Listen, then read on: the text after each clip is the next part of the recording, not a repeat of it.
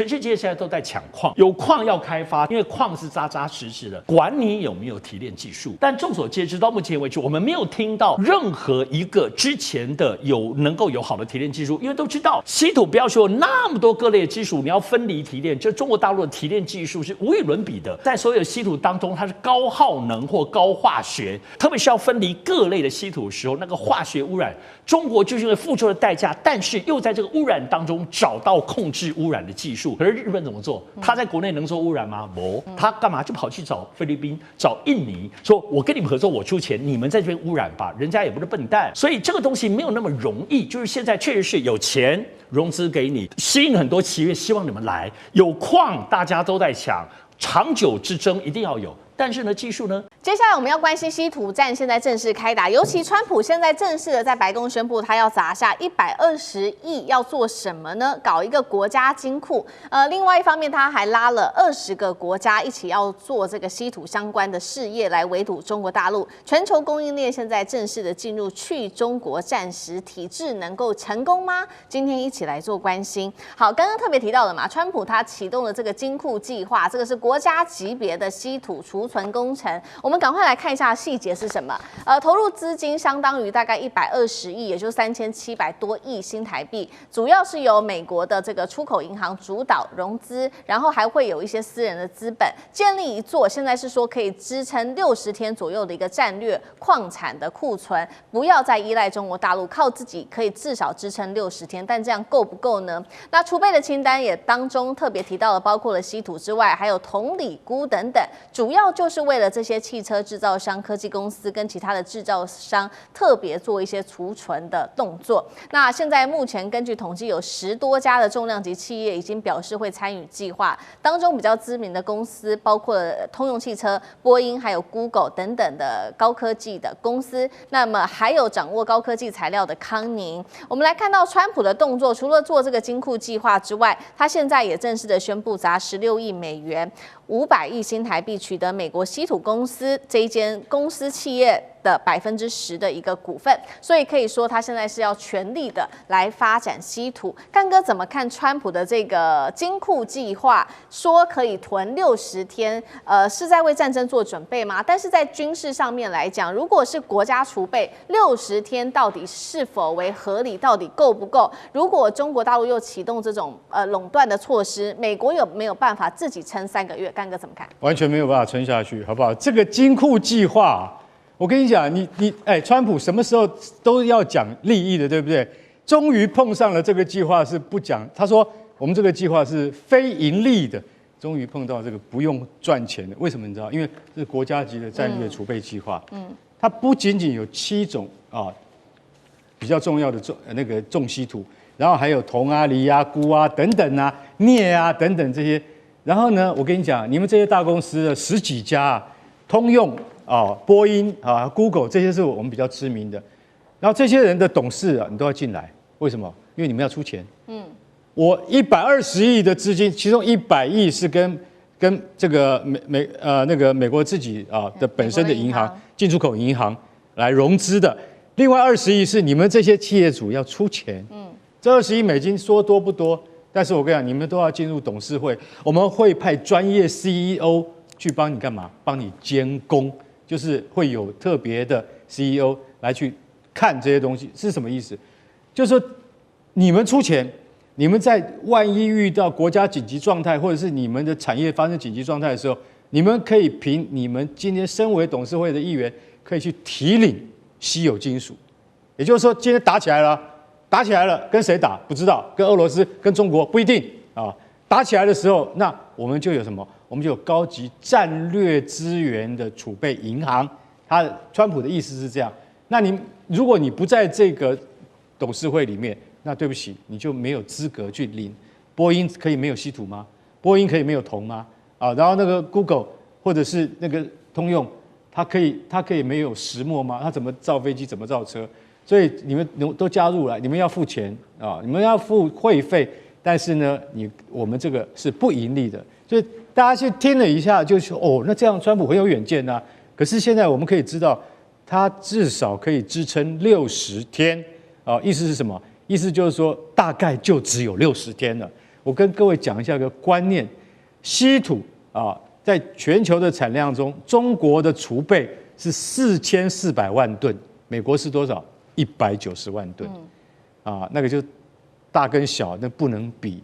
那所以说，你只有60天的储备的话，你不要忘记我们一再讲的，储备是另外一回事，精炼是另外一回事。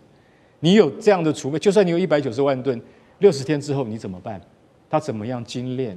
所以美国现在要赶快，这个计划里面也包括稀土的精炼厂，所以你要赶快设立自己的精炼厂，你不能再假手中国了。那问题是，计划开始到了，你能够实现至少要多久？至少他们现在已经讲，大概要1000天，大概要3年才能够达成这个国家级的稀土储备工程计划。我觉得这个当然了，规模跟远见很宏大，可是做得到做不到，国际局势瞬息万变，川普说不定在你下台之前都还是做不到。好，美国希望能够建立自己自主的这个稀土的供应链。那其实美国的盟国日本也正式宣布，他们有一些在稀土上面的新进展。这是在1月12号，日本政府亲自宣布的，在南辽岛，也就是在东京距离2000公里的日本最南端的这个地方，他说成功在水深6000公尺的深土呢，终于是采集到含有稀土，目前只是泥土的样本而已。那国务卿卢比欧在另外一方面，同样是为了要摆脱对中国的依赖，他召集了20国。讨论成立关键矿产战略联盟，那成员涵盖了欧盟、英国、日本、澳洲、纽西兰等等的核心国家。非中稀土链能成功吗？上次哥怎么看？哎呀，最近其实我们看这个财经消息或国际消息，好多跟稀土有关的。我想首先我们可以确定是很多国家动起来，包括 G7 或 G20， 其实各方面以美国带头。那么日本、澳洲是在亚洲地区响应的，而且他们手上确实是有稀土的矿。澳洲很多有，那么日本也是他们有，是在海底。欧洲现在也都动起来，那么大家要凑起来，主要包括接近我们看英国施凯尔，包括先前的几国，最近有6个，包括前面的马克宏，6个大国家都去访问中国。可是中国访问中国，在记者访问的时候，也仍然表达他们在稀土当中要脱离中国的控制。所以就表示说，这些国家是铁了心，也拿出了真金银两，但是。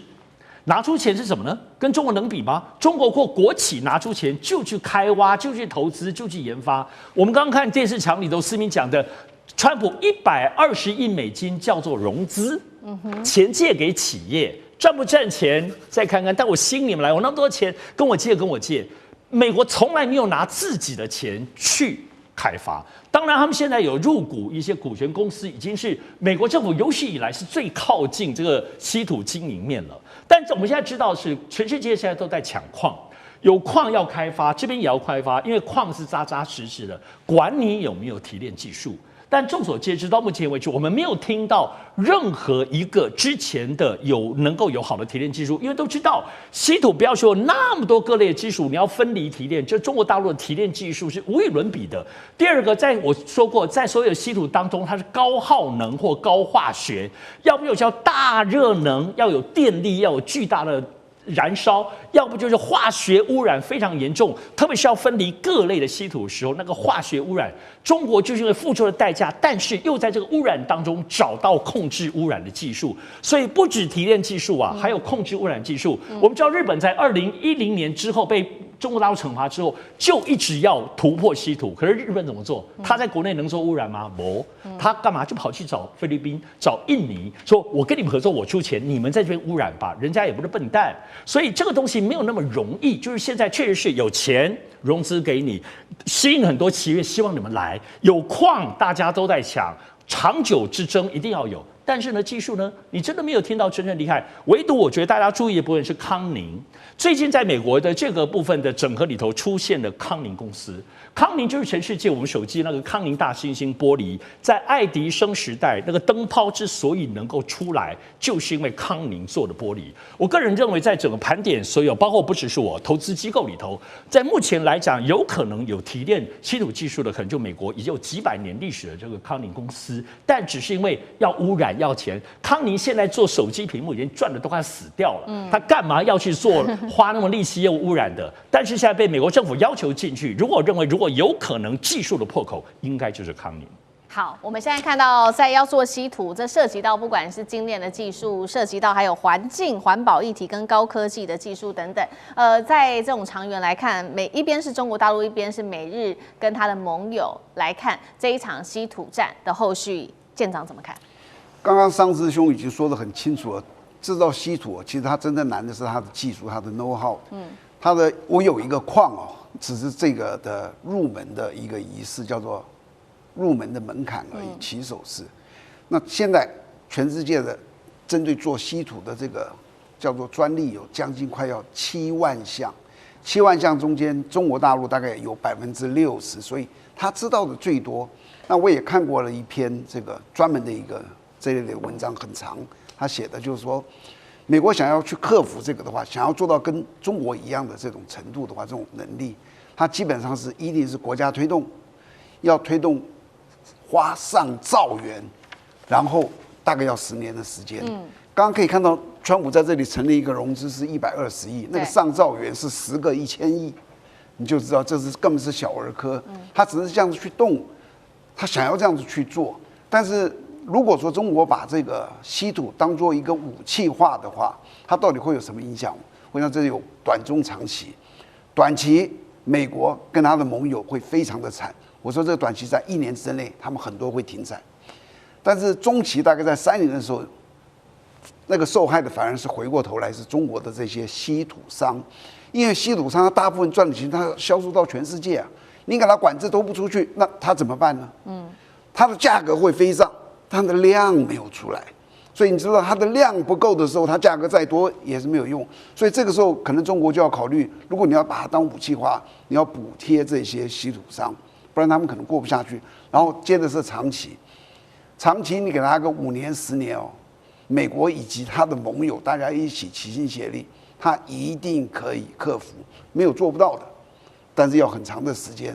到那时候你就会发现，那个稀土的战略的能够威胁别人的力量会越来越小，越来越小，越来越小。所以有时候你感觉到，如果全面断供，它是一种类似像一次性的武器。那随着时间过去，它的效果会越来越低。那到底要在这中间采取什么样子的性质呢？我觉得北京会去考量。幸好不是我去考量，他们会去考量到底我哪些该限制，是怎么限制？不是说断供，而是说要提出个输出许可的申请。你要很详细的说明这东西用在哪里。好，接下来我们要来关心到的是2026年中国大陆这一回亮出它的稀土定价权的一个王牌。那 G7 开始看到这样子的一个结果，他们是慌张了，现在聚在一起讨论要来设这个稀土的价格底线。那另外一方面呢，日本则是不断的祭出它的深海的豪赌，在这边要挖这个稀土矿。不过呢，会不会沦为笑话呢？今天就这些议题，我们会一起的来做关注。2026才刚开始，我们要来看到大陆现在呢亮出它的今年的第一张王牌，正式宣告呢，稀土价格武器会成为它的一个王牌战。因为呢，我们要来看到1月9号正式上线的这个是中国的包头稀土产品交易所，在这边它有了一个全新的稀土价格指数，也全面的上线了。指数涵盖的范围包括了许多的稀有的稀土，不管是从蓝到钋到铼等等都是。那涵盖的这些范围包括了每日的成交价、单周的价格指数，还有单月的价格未来预期。现在可以看到股东的结构也相当的完整，一共是13家来自于中央跟地方企业一起来出资的，所以呢，可以看到包括了这个北方稀土啊、中国稀土等等企业都涵盖在范围当中。所以可以看到，中国从这个原料开始掌握源头，一直到加工，甚至现在还掌握了整体这个定价权的垄断，被视为是稀土3大步骤的大战略。等于掌握了全球的话语权吗？它未来可以做一个官方的定价锚吗？上次哥怎么看？哇，2026年如果对全世界资本圈来说，这个中国大陆推出这个稀土的交易所，真的是震惊四座。而且要知道，这个美林高盛啊、包括野村都没有掌握到前面有任何迹象信息。所以中国大陆真的是有备而来，而且推出这个东西不是一个简单的概念，它其实是一个整体这等于是凭空出世，在沙漠中，广大的资本沙漠中，它萌生个绿洲啊，所以会很吸引到很多人关注，甚至会投入。为什么这样讲？中国大陆为什么这么做啦？首先，我们先来看，首先，在整个稀土来说，它基本上在长期从这2年被视为是中国大陆的国家政治操控的东西。所以这个东西就有很多东西对于一个中国的指责，而且有很多的怀疑、很多悬疑，很难相信。现在下放到一个市场机制，所以当你有个具体的交易所，都是电脑在交易，也有监管的部分的体制的时候，它会从国家控制变成仿佛是市场在流通哈。第二部分是各位要知道，稀土管制成本对中国很高哦，你抓大放小，抓小放大，整个政府部门里头有多少人做这些事情，海关都累死了。所以当它变成个市场交易的时候，就是第3点。一旦完成这交易所的时候，因为价格会清楚，因为流动清楚，所以它就反而变得相对透明。什么意思？谁买，谁在操作，谁在卖，这些东西的所有的需求会因此就不用中国大陆用情报系统去掌握了，市场都追踪得到，而且秀的实力就让你看到13家，大家都不知道稀土是谁，这13家变全世界最厉害的13家公司，所以可以拉抬整个在稀土产业的市场性。所以在这里我要注意，中国大陆最近有整个大的结构，包括黄金。那其实对资本投资有概念的时候，其实这整个概念是什么？是学伦敦金属交易所。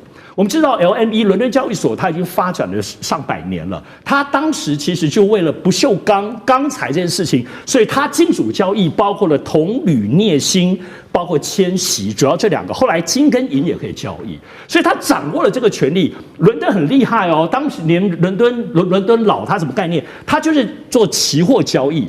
在这里，大家买3个月之后的去预测那个价格再交易，然后呢又有期权，你买不了矿，你买它的权利吧。还有伦敦最厉害的是，也可以在伦敦交易。我因为过去曾经有这个长辈带我这个操作一下镍矿哈，所以我完全了解过程。伦敦的厉害之处就包括，我比如买了1吨的镍。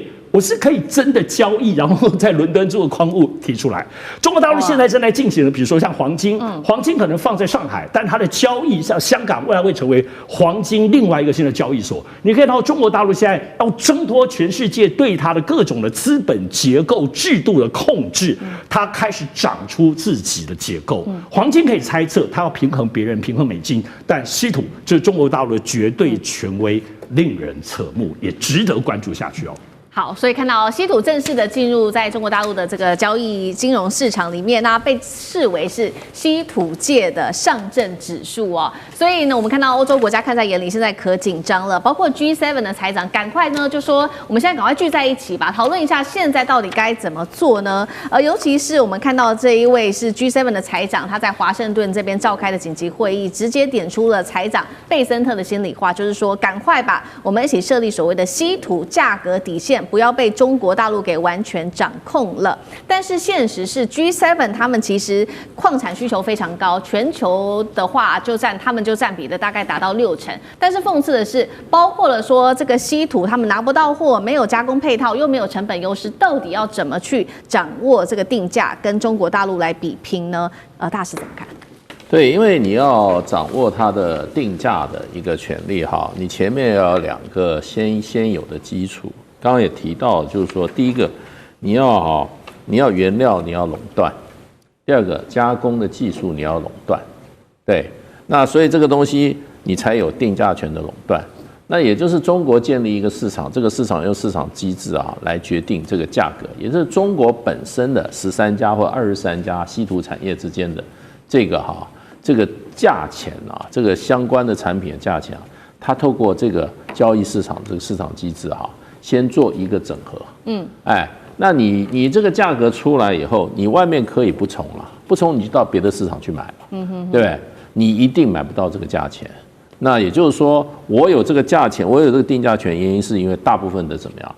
这个所谓的这个加工的垄断在中国的手里，尤其重稀土的加工，几乎90%以上是中国大陆。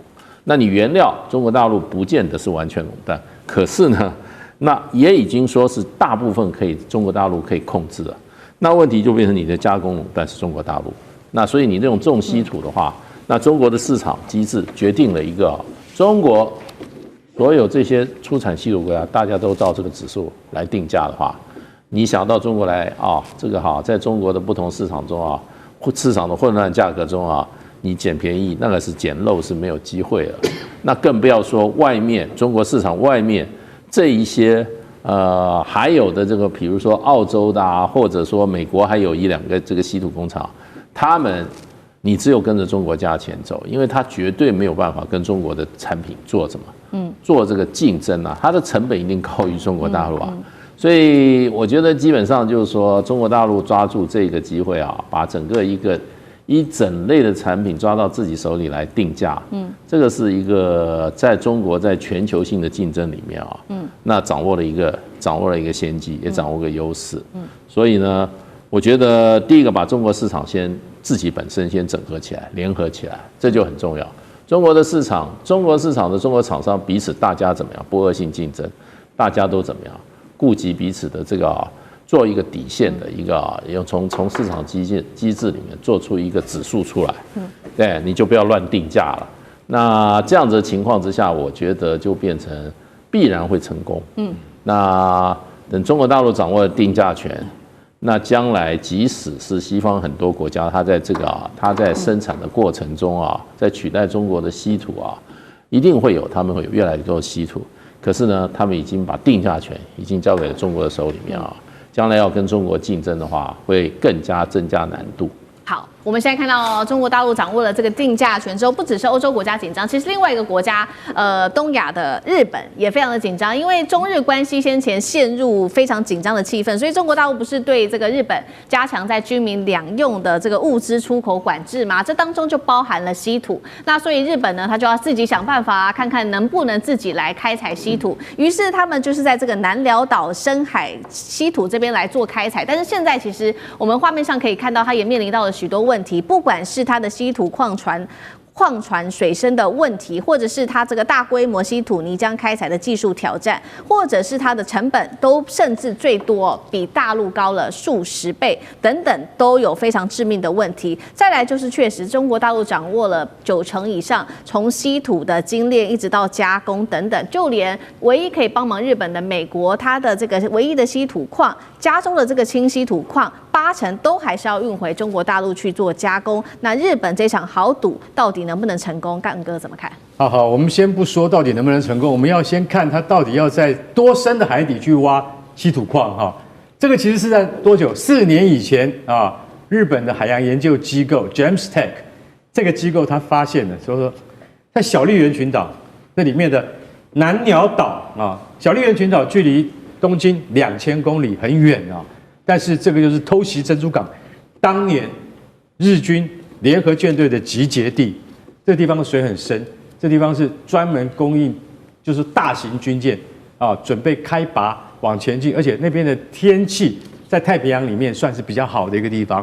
所以小笠原群岛其实老实讲一句，日本很重视一块区域，所以他们做很多科研，结果真的在4年前就发现说，哎呀，这海底有稀土不过平均深度是多少？6000公尺。6000公尺是什么概念？大家知道吗？大家知道铁达尼号沉在多深的海底？2000公尺。是，它是3倍。你3倍，你有没有这个技术跟能力？我现在讲一句实在话，除非国家支持，也就是说，不是叫一个科研机构去动手挖，它其实用了3个礼拜的时间试挖看看，在2470公尺的地方，他们挖到了一些样本，去这个比对之后，发现这些稀土有地、如、山等等这些稀土的基本元素，觉得这非常有开采价值。然后它的那个钻头那高差不多70公尺，然后呢，他们就说那个巨型钻井水管有60条，他们说这些装备去挖的话应该够了。可是我可以告诉各位，这远远不够。为什么？这就有点像什么？就像有点像你在月球采矿一样，那是多么的艰难呢？我来讲一下海水采矿有多难。我讲一个趣事给大家听。2018年的时候，我们现在的外交部长林佳龙，以前是我们的台中市长，他跟德国非常有名的一个公司叫霍夫曼探勘公司，说要在台中市的外海。他要开采这个每年啊，可以开采出多少吨的那个镁或锂，你知道？结果发现是骗局一场，你知道为什么吗？因为霍夫曼来跟他张灯结彩来握手，然后盖章，然后签那个合作备忘录，结果我们国内的媒体一查，霍夫曼在那个德国是巴伐利亚乡下的一个民宅里面的一人公司，就一个人而已。我们，然后他说他要在台湾投资1100亿，结果马上打电话回去，人都跑了不见了。他到底拿了什么好处，我们不知道。所以我讲这个小故事的原因是告诉各位，外国也会来骗子的。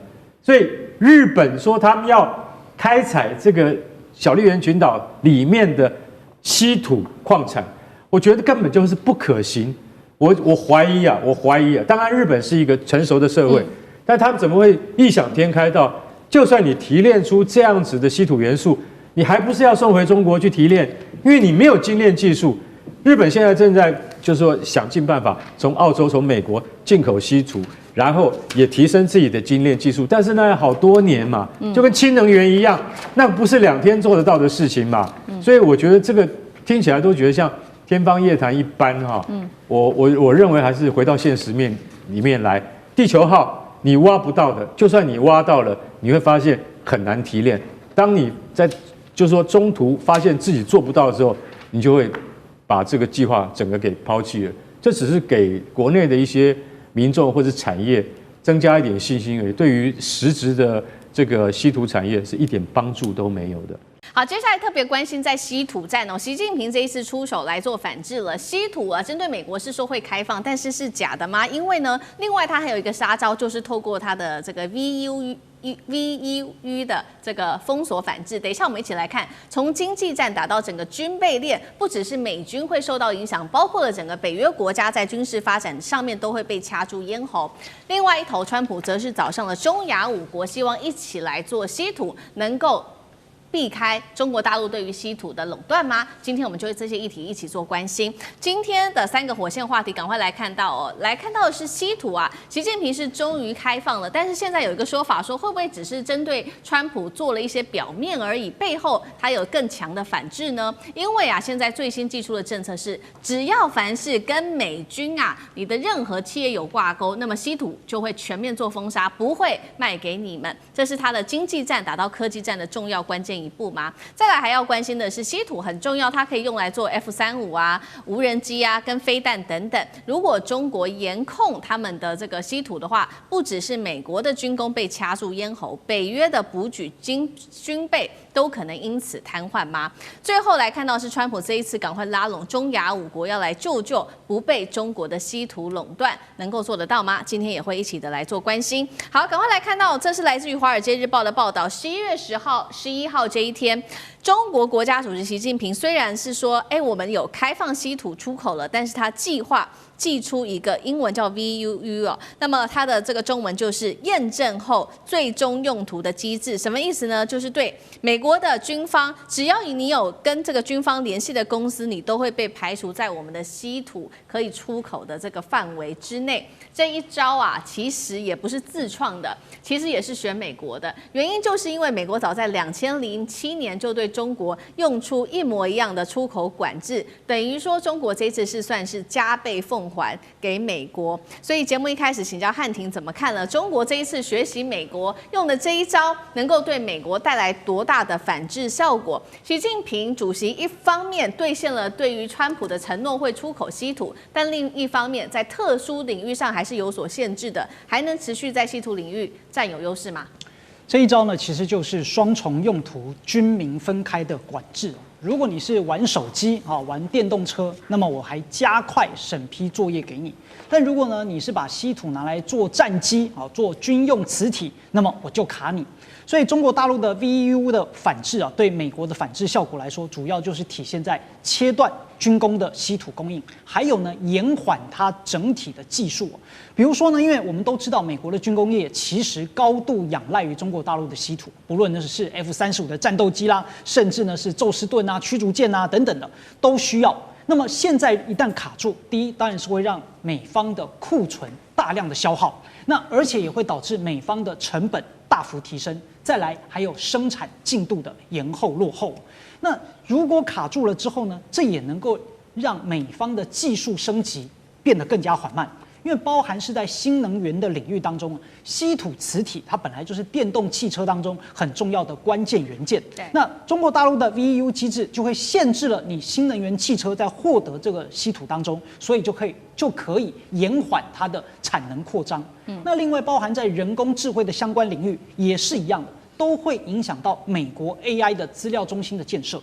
所以，对于这一些领域的延迟，就会削弱美国在第4次工业革命当中的技术优势，能够为中国大陆赢得追赶时间。所以，一方面我们单纯看到说，让你做不出来，而你做不出来，我就有时间可以好好发展，是双重功效。那么这一次呢，是在中美会谈之后所推出来的方法。一方面，它也兑现了承诺，为啥呢？我兑现承诺，你们民用的，我一样是通过，而且还加快了审批，所以展现了善意。可是第二个呢，也保持了战略的底线。对于军工企业，它是一个排除的条款，这就是中国大陆对于自己国家安全的坚持。为啥呢？因为你美国也多次对我卡脖子嘛。所以我现在卡你也是刚好而已啊，因为你对中国大陆卡脖子的那些项目仍然没有完全开放，所以对于军用的相关稀土，中国大陆也没说完全禁止哦，而是什么？仍然保有一部分的审批原则，只不过当然这个速度可能就不会如民用的那么快。所以这一种平衡术，它当然避免了中美关系的直接破裂，同时也为未来的谈判留下了一些回旋空间。如果你美方对于我们的一些芯片半导体呢，能够有一些加快或者能够开通，那么我军用的这一块或许也能够缩短审核的时间。所以这一招呢，当然是非常漂亮。好，中国大陆这次的稀土战是打得有策略、有节奏的哦。那针对这个民用，只做民用的开放，在军用上面是加强审批，并且做更多更高层次的军用。专家这位是海牙战略研究中心分析师，他所做的分析，他认为说，所以未来呢，这个冲击的范围不会只是拖慢美国的发展，中国的最终目标不是只是拖慢美国的发展，还包括了欧洲国家可能会因此受到牵连，因为尤其现在很重要的是，欧洲正在重整它的军备计划，欧洲正在协助乌克兰作战等等。接下来立章君又怎么看中国的这一个稀土战？那另外就是中俄作为盟友，北京会不会也透过这样子的一个稀土的管制来间接打击北约？第一个我想说，今天有一个最新的一个消息哈，就是美国卖给印度3架的阿帕奇直升机来讲的话，当他从美国运到英国，准备再从英国转运到印度去的时候，这3架直升机突然没办法运输了哈，就回到美国本土去了。那我们合理怀疑哈，在中美之间这次的稀土战，会不会是这几架直升机因为稀土的这个锻炼哈，这可能它的成分不够或者什么，造成这3架这个直升机没办法再做交付哈，这是我们合理怀疑的。那后续我觉得像这种事情可能会越来越多啊。是。第二个来讲的话，稀土对于军工业有多重要？我举几个简单的例子。第一个，美国现在最先进的战机是 F-35战机哈，它每架战机要用的稀土量是414公斤，有这么多。那美国来讲的话，现在所谓 AUKUS 潜艇，就是帮澳洲它要建潜艇。那前2天他也说要帮这个韩国建核动力潜艇，也是维吉尼亚级的攻击潜艇哈，它这个海口都已经跨下去了。但是你建一艘潜艇来讲的话，要4400公斤的稀土。那试问一下，如果说这个时候中国对你军工产业管制这些稀土来讲的话，那你后续来讲，你 F-35战机你怎么生产得出来？那你潜舰，你答应这个澳洲要建了，你钱都已经收了，那这个也跟韩国这个跨下海口了，那后续会不会跟我们卖我们台湾 F-16V 一样哈？这个供应链不足，造成就没有办法按时的供货。所以我认为这个稀土来讲的话，当然在这个整个军工产业占有它100%不可少的一个这种地位。可是如果说是中国来讲的话，你说用 VEU 这种政策来管制，因为它是管制军用的，但是美国有一些公司是军民两用的公司，那你很难说是100%管到。我举个例子，譬如说波音公司来讲的话，我们都认为它是做客机的公司，但是它也在做战机哈。比如美国最新型的这个川普要发展的6代战机，目前就是由波音公司来得标嘛哈。那像爱国者导弹也是波音公司来制造，那中间他们会不会偷天换日将这个转过去？我觉得可能你说要终端最后的检验，可能有它执行上的一些漏洞哈。可是不管怎么样，那一定会减少这些量，一定会减少的。就是你不可能再说100%，我要这个1公斤就1公斤，我要4400公斤就4400公斤。所以量减少来讲的话，当然对军工产业就会产生很大的影响。但是美国很致命的一件事情，其实美国最重要是它的军工产业，它在全世界从2次世界大战以后，它是全世界的军火库，到处在卖武器哈。我们看到不管是这个导弹、飞机、潜舰、军舰，都是它在卖给各个国家。那当这个军工产业被中国卡住脖子之后，我相信对美国整体的经济会造成很大影响。就算是说我没有办法100%管制到你，但是你本来预计要建6艘的潜舰，到最后你可能只有1艘能够造成。当我们合理的怀疑，我们台湾来讲的话，这个我们已经付了钱。台湾最近这个大家在野党这个咨询的很严格的一个话题，就是我们的F-16V 战机为什么到现在还没有交货？那是不是因为也是在稀土供应链上面出了问题，所以美国他们这个军火公司来讲的话，短时间做不出来？所以我认为说是美国后续来讲的话，它如果说整个中美两国如果说进入到这个武器的竞赛的状况之下，那中国现在来讲的话，不管是6代战机，我不但已经这个研发出来，而且还飞给你看了哈。那美国来讲的话，到现在为止，我们看到它6代战机哈，还只是传于在图纸的设计阶段。那甚至于美国所要发展的超高音速导弹，中国已经射了好几枚了，但是美国到现在为止，它超高音速导弹这个连试射都还没有试射。那如果说后续来讲，稀土这段再被卡住脖子来讲的话，我觉得对美国的军工产业会产生这个断崖式的打击。是好，我们看到这一回，所以大陆加强透过稀土来持续掐住美国跟北约的这些军工上的命脉。那川普看在眼里，当然是很担心了。这一回他赶快展开他的这个外交那么是为了抵挡北京，我们看到川普在6号，这是最新消息在白宫呢特别召开了这一场叫做 C5+1 的峰会，邀请的就是我们画面上看到这张照片中亚5国的领袖齐聚一堂，签署协议，确保美国在关键矿产上面的这个供应链能够自给自足突破中国的垄断。那这些国家有哪一些？包括了有哈萨克、吉尔吉斯、塔吉曼、土库曼，还有乌兹别克等等。这中亚5国除了他们有丰富的稀土，带观众朋友也稍微了解一下，目前他们拥有哪些很重要的天然资源。其中哈萨克是铀产量世界第一，乌兹别克黄金的存量是最庞大的，土库曼也有丰富的天然资源。那么吉尔吉斯克也正在开发它的全新的矿藏，透过这样就能摆脱对于中国大陆的依赖吗？重点是这个精炼技术那接下来怎么办？干哥怎么看？所以这件事情你觉得里面有蹊跷，你知道为什么吗？因为 C5+1就是找了中亚这5个国家。其实这5个国家，我们台湾一定会觉得很陌生，但是我可以告诉各位，这5个国家真的是中亚矿场、矿物蕴藏非常丰富的一个区域塔吉克乌兹别克还有吉尔吉斯，像这些国家，老实讲一句，以前他们都有很多黄金、天然气等等。其实每一个国家各种矿物都有一点，看谁比较多而已。但是为什么会一直都只闻楼梯响，却不见人下来的原因，是因为说他们本身没有开发技术，还有他们没有资金，所以除了俄罗斯老大哥以外，大家几乎就没有办法去支应他们国内自己的矿产开发，那加上他们的那个政治也比较封闭一点，所以说这次川普他能够邀请到这5个国家都来，而且他们都来的时候还在白宫开完会以后共进晚餐呢。我觉得川普这次好像有很大的这个突破而且你在表面上看的话，你还会听到哈萨克总统托卡耶夫他竟然讲一句什么？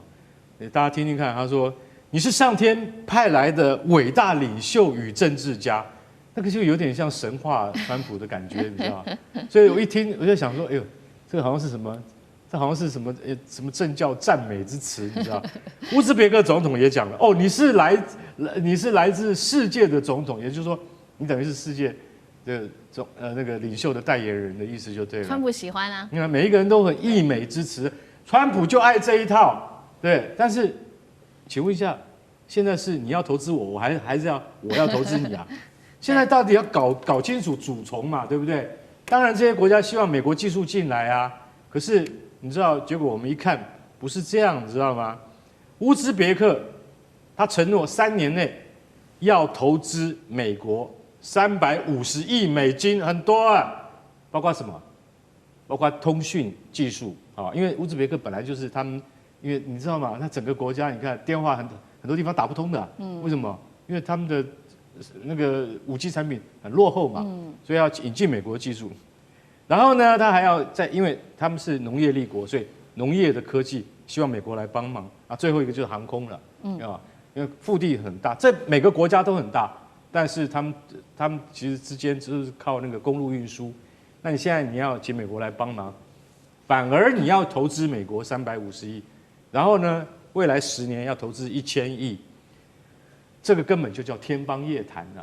世界银行马上打脸，他说：“乌兹别克啊，你2024年的时候，全国国民生产毛额 GDP 是多少吗？只有150亿美金。你怎么样投资人家350亿美金？那你是不是要借钱？对，这里面有我们看不见的那个，就是他们的 negotiate， 就是他跟这中亚这5国一定是有一些啊，就是大家的谅解跟什么条件交换。”其实我跟你讲，我就是要你们这5个国家赶快去给我找稀土啦，然后找到稀土以后啊，赶快跟我们美国签约，只有我们美国有独家的开采权啊。这件事情根本行不通，为什么？因为就在中亚的稀土，如果真的能够找到又提炼的话，还不是要交给中国来提炼？精炼技术中国第一，对不对？川普，你这个算盘打得太美了。如果今天乌兹别克或者是吉尔吉斯找到了稀土，其中有一个很重要的那个元素叫做 T 啊 ，T 这个元素是稀土里面非常重要的，也是战略元素。川普就是要找这个元素，如果找到，你要叫谁来提炼？你还不是要送去中国？对，你还不是到时候要跟中国谈条件？这些国家哪里有办法开采？不要说精炼，连开采的技术都没有。所以这次我们看到这个会议哈，这个就是说 C5+1看起来很成功。但是各怀鬼胎，到时候我跟你讲，这5个国家哈，我觉得可能会赔了夫人又折兵。好，接下来中美之间的稀土之争，我们要特别来关心是美国25年首批的稀土复兴，被视为是世纪的骗局吗？我们今天要来关心的是，欧盟现在98%的稀土其实都掌握在大陆的手中，接下来欧洲的军事命脉是否也等于被大陆给牢牢的掌握住了呢？今天会来做关心。我们先来看到，这是来自于财长美国财长贝森特他最新兴高采烈的大肆的宣传。他说呢，美国啊，25年来我们终于有了自己首批生产的稀土，地点就是在南卡罗来纳州，正式的呢已经可以来做首批的出厂了。那么他说呢，这个之所以非常的重要，这个是川普让美国制造业重生的一个证明，也是代表说我们即将突破来自于中国对于稀土产业的垄断。但是真的是这样子吗？因为呢，我们来看到这个，虽然财长正式做了这样的一个宣示，但是细节其实都是模糊不明的。首先我们来看到，他说呢，这座工厂是1年半前才动工的耶，但是现在看起来只有产出一小批的样品磁铁，包括产量、用途跟技术来源，贝森特都没有说清楚。另一方面呢，也没有提到有关于分离跟精炼的技术。外界怀疑说，你这个会不会就是一个政治的宣传品而已啊？因为我们也看到来自于国际能源署的最新数据，它其实持续的强调，现在国际上70%的稀土矿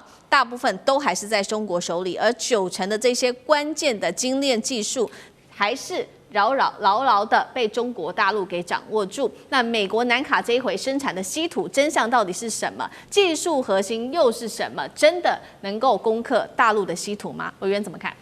我不得不赞美啊，美国财政部长贝森特啊，是第一流的美国政客，就说谎脸不红气不燥，可以说得很顺畅。我们就把真相揭开来给大家看。这个贝森特所讲的那一家南卡罗来纳公司啊，事实上是一家德国公司，在美国的子公司叫 VAC 啊，它的德文的意思叫真空冶炼公司。它有没有产出这个少部分的确是磁铁含有稀土材料的磁铁吗？有的。然后它的稀土从哪里来？它稀土是跟加拿大一家叫 Cyclic Metal， 就是回收金属公司。你听这个名字就知道它在干什么了。哦，循环回收金属公司，它就到处去收废料，那从废料里面去截取一些稀土的元素，然后把这稀土元素就卖给 VAC， 让它去做出磁铁。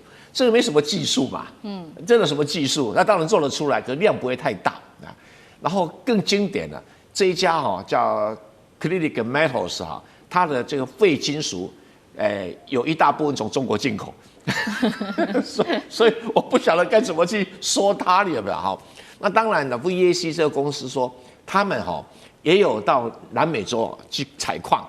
南美洲也有什么这个稀土矿，那个稀土矿的已经签了约了。那一家南美洲叫阿克拉拉，那有一家叫通给的。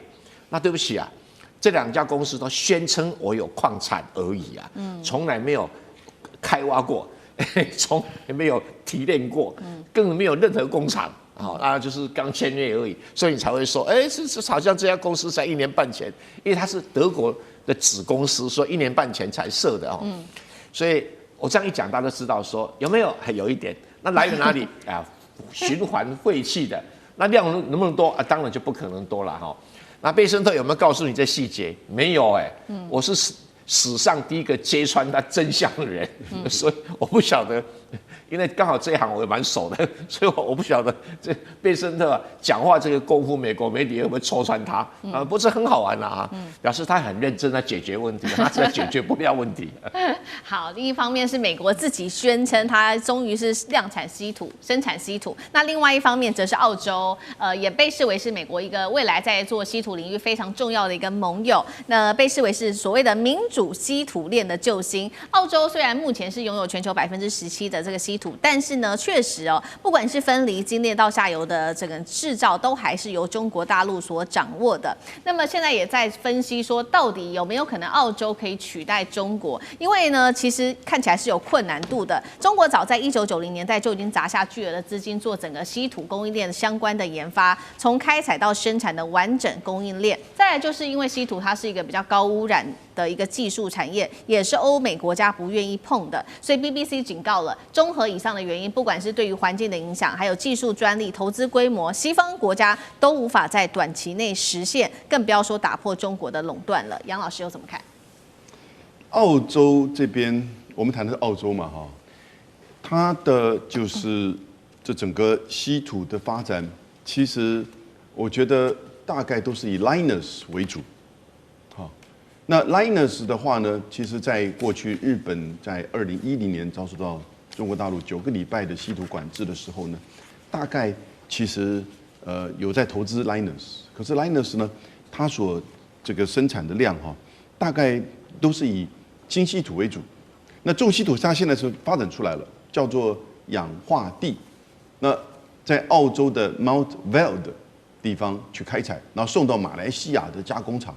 那可是它实际上在我看了一下数字，它本身自己公司网站上的这个数字今年2025年的第2季，它总共氧化锑的生产量只有多少呢？3200吨。所以我们说中国大陆在重稀土的这个成品的生产量上面是占全球的99.8%。不是100%，因为那个0.2就是澳洲这家 Lynas， 而且就是这个氧化锑。那氧化锑的这个重要性也是蛮关键的，在一些就是永磁磁铁还有核能的这些设施上面。因此你看到，虽然是大家都在投资这个新的公司，从澳洲到加拿大，然后呢到日本，可是日本像他在小笠原岛那个附近的叫南鸟岛开发出来，他说有1200万吨的这个储藏量，可是那都是轻稀土。所以对于真正关键的，就越来越前沿所需要使用的这些重稀土的项目其实大概只有澳洲。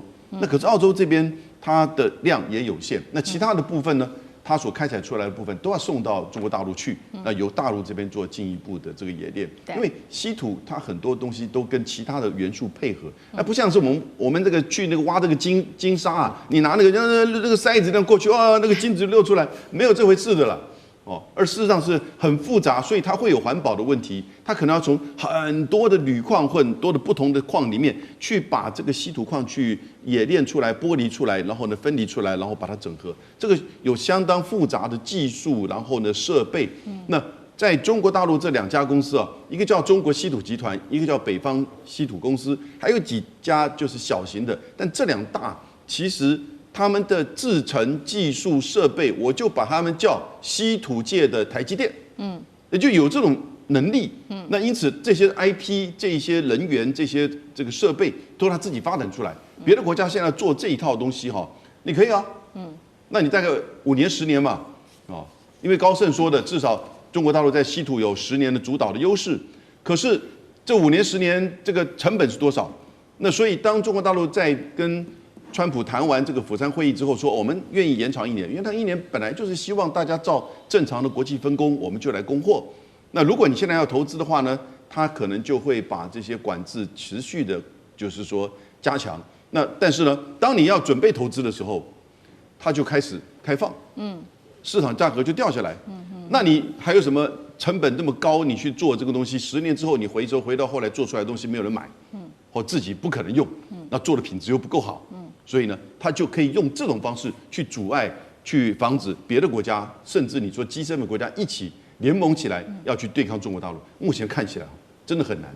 是好，一方面是大陆确实现在看起来10年内都会掌握这个稀土。那对于欧洲国家来说，现在的忧虑恐怕就是越来越大。原因就是因为我们现在也看到了，不管是地缘政治的紧张，或者是乌俄战争，需要非常多的军事武器。但是呢，我们现在看到98%来自于欧盟的这些稀土进口全部竟然都是仰赖中国的。瞬间是让欧洲国家非常的紧张。我们现在看到他们常用的东西，包括武器F-35战机、无人机、战斧飞弹，还有前舰推进马达跟雷达等等，核心零件都是需要用到稀土。等于说，如果北京紧掐住欧洲的话，它的稀土管制的话，那么军备的扩张会立刻瘫痪。舰长怎么看？其实我们来看这个有关于稀土本身它是一个翻译名词，但是它的存量在地球上其实并不少。那真正的问题呢，也就是它也不集中，也就是世界很多的国家都有。那美国现在就想趁这个方式也就是无论是在乌克兰或者澳洲、加拿大，甚至 G7 这些国家，它通通都说，你们的稀土矿通通来开采之后交给我，这个才是问题的开始。为什么？因为它就是一般的土，然后它不是一般的土了，它是其实很大量的土。然后就像刚刚永明老师所讲的，它要透过链接。那问题是它的怎么链接呢？你需要什么？你需要电啊。那问题是中国大陆的电是准备好了，你美国电准备好了吗？如果电准备好了，刚刚我们前面讲到的，你公共事务的这个有关于电的费用，为什么还是这么高呢？那另外，中国大陆到底是怎么样来进行冶炼呢？它叫做串联萃取法。那我们听这一个名词，就知道它有大部分的过程，也就是透过这一些溶剂，将这一些真正我们所要的稀土，无论是锗镓锑铝这些，通通冶炼出来，它有相对应的溶剂。可是溶剂这个部分呢，他在论文里头完全不提及那个是什么东西，而且他自从我们之前讲的10月9号一次公布了7个命令里面，现在没有对美国实施，可是他自己有关于人员技术以及他的这些装备，通通是管制的。所以我们来看欧洲的这一些，他要取得这一些稀土，然后制造他自己的军事装备，实际上是有困难的。而且经过一场俄乌战争，其实都把这一些欧洲国家原来的这个军事储藏全部的库存几乎都打完了，他们现在都要跟美国买。那至于说呢，有关于我们刚看到啊，锗啊、镓啊、锑啊，其实这3样啊，它的就是我们看到锗是紫色的，镓是红色的，锑是蓝色的。我们看到这个锑，它其实是做现在电池，也就是我们讲到锂电池的一个重要的核心材料，所以它相对于其他的价格来讲，从去年10月开始，它的价格就是一飞冲天。那如果现在这个美国进入了这个锑的市场，那它感觉上可能可以赚取很高的费用，但是呢，它中间要克服的，无论是技术或者是这些设备，费用更高。当它一进入中国大陆，把这个价格全部拉下来的时候，它就会变成血本无归。那这就是我们讲到说，这个世界上中国大陆它自己所拥有的这一个储藏其实只占60%，可是冶炼超过90%。那也就是现在大家讲10年可以达成，就是由美国来接手。对不起，美国你真的有这么多电吗？你有这么多人愿意投入这个产业吗？都有问题，所以真的只有10年吗？恐怕不止。